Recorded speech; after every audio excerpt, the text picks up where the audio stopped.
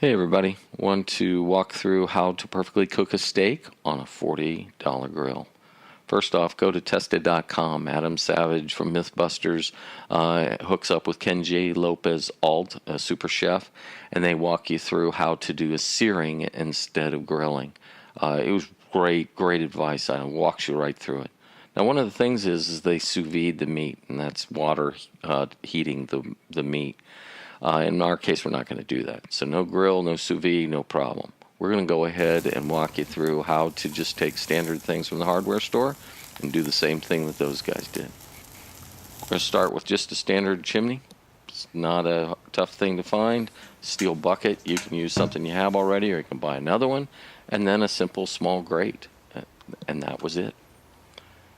Now, in my case, the chimney didn't fit into the bucket very well, and I kind of like that smaller size just for storing everything. So I had to go ahead and modify the handle. It was okay because I didn't, you don't need that handle in anything that we'll be doing for the searing.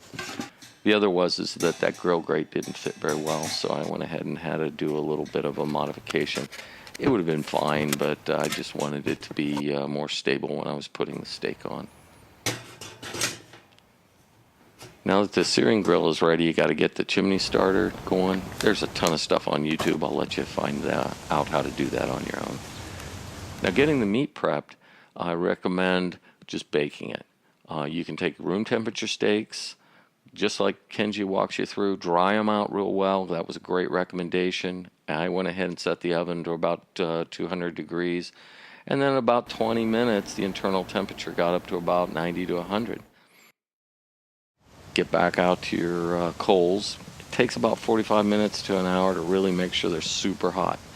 I also make sure the grill's on there because you're going to sear the meat. You want the whole thing as hot as possible. And I just kind of followed and watched what Kenji did and Adam did, and it turned out really nice. I went ahead and flipped it about every minute. The other thing is I did the sides.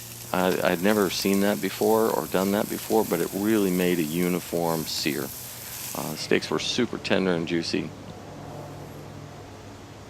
So the next day cleanup is quite a snap. You just have nice dried out coals. Make sure, give yourself 24 hours. Make sure there's absolutely no cinders in there. And so there you have it, $40 charcoal searing grill. I really want to thank Adam Savage and Kenji Lopez-Alt, folks at Tested, for giving me the inspiration to take this next step. Thanks, everybody.